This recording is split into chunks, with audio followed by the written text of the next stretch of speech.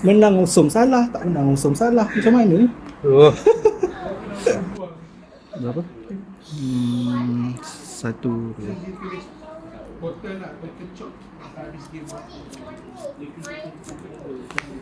Okay.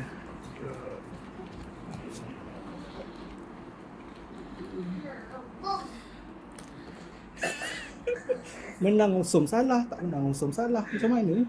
Oh. Patutnya kalau tiga-tiga ni Malaysian tadi, so boleh Malaysian. Oh, 1-0. Kenapa Papa? Alah, berik. Ya. Tak balik. Tak Dia dia kan? kalau betul-betul dah Betul-betul boleh. tu kan? Macam Ultraman boleh. Dia orang request. Orang boleh sekali lah. Sekali.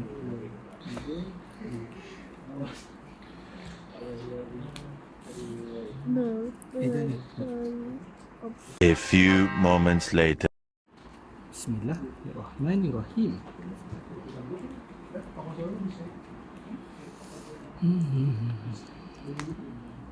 Okay. 1-2. Betul.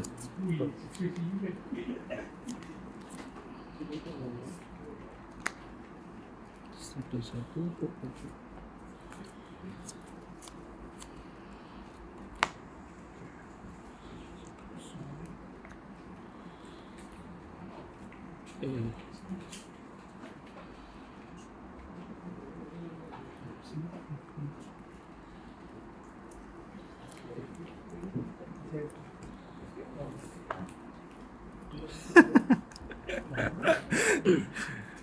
Okey.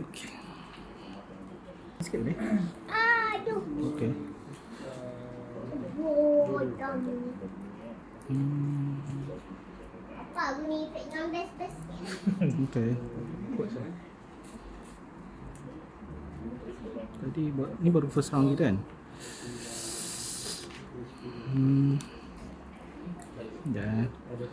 Dah serik lah. Tak nak melakukan kesilapan yang sama.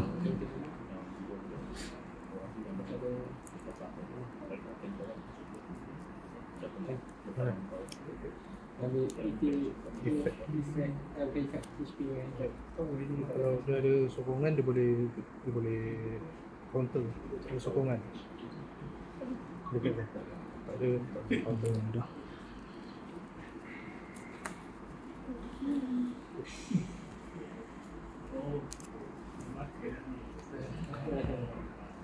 So 2-1 lah. Dah.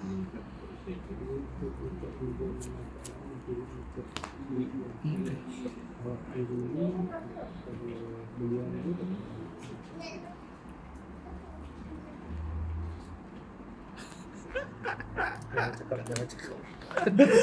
Alah, Ya.